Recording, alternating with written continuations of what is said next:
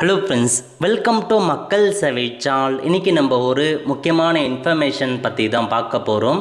அதாவது தமிழக ரேஷன் அட்டைதாரர்களுக்கு தமிழக முதல்வர் அவர்கள் சூப்பரான அறிவிப்பை வெளியிட்டிருக்காங்க. இப்போ இதை பற்றின மொத்த இன்ஃபர்மேஷன் தான் இந்த வீடியோ பார்க்க போகிறோம். இந்த வீடியோ ஸ்கிப் பண்ணாமல் ஃபுல்லாக பாருங்க. அது மட்டுமல்ல, இந்த வீடியோ நிறைய பேருக்கு ஷேர் பண்ணுங்க. ஓகே, அதாவது ரேஷன் அட்டையை வச்சு நமக்கான பொருட்களை ரேஷன் கடையில் போயிட்டு வாங்குவோங்க. இப்போ அந்த ரேஷன் பொருட்கள் வழங்குவது குறித்து ஒரு முக்கிய அறிவிப்பை கொடுத்துருக்காங்க பாருங்க.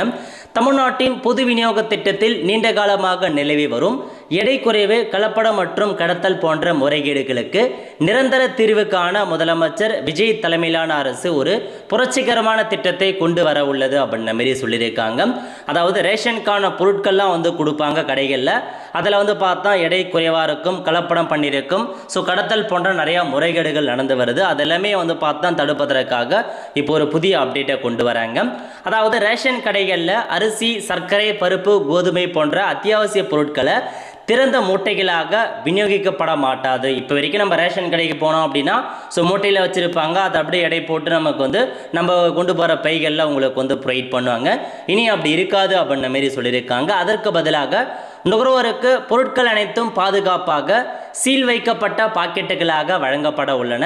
இதற்காக விநியோக கிடங்களிலேயே நவீன இயந்திரங்களை பயன்படுத்தி துல்லியமான எடையில் பொருட்கள் அளவிடப்பட்டு முத்திரையிடப்பட்ட பாக்கெட்டுகளாக தயார் செய்யப்பட உள்ளன அப்படின்ற மாதிரி சொல்லிட்டாங்க. இதுக்கப்புறம் உங்களுக்கான கோதுமை, சர்க்கரை, அரிசி எல்லாமே பாக்கெட்டுகளில் பார்த்தீங்கன்னா அடைச்சி வச்சு உங்களுக்கு ப்ரொவைட் பண்ண போகிறாங்க. அந்த குடோன்கள்லேயே பாக்கெட்டாக தயார் பண்ணுறாங்க. இதுக்கான எல்லா இயந்திரங்களையுமே பயன்படுத்த போகிறோம். அந்த பாக்கெட்டுகளில் முத்திரையிட்டு உங்களுக்கு தயார் செஞ்சு கொடுக்க போகிறோம் அப்படின்ற மாதிரி சொல்லிட்டாங்க.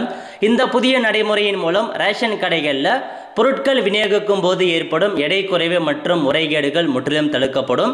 மேலும் பொருட்கள் காற்றில் திறந்து வைக்கப்படாததால் தூசி, வண்டுகள் போன்ற கலப்படங்கள் தவிர்க்கப்பட்டு மக்களுக்கு சுகாதாரமான மற்றும் தரமான பொருட்கள் தங்கு தடையின்றி விரைவாக சென்றடைய இந்த திட்டம் வழிவகை செய்கிறது அப்படின்ற மாதிரி ஒரு புதிய அப்டேட்டை கொண்டு வராங்க.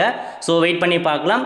முதற்கட்டமாக சென்னையில் உள்ள குறிப்பிட்ட சில நியாய விலை கடைகளில் இந்த பாக்கெட் விநியோக முறை சோதனை முறையில் நடைமுறைப்படுத்தப்பட உள்ளது.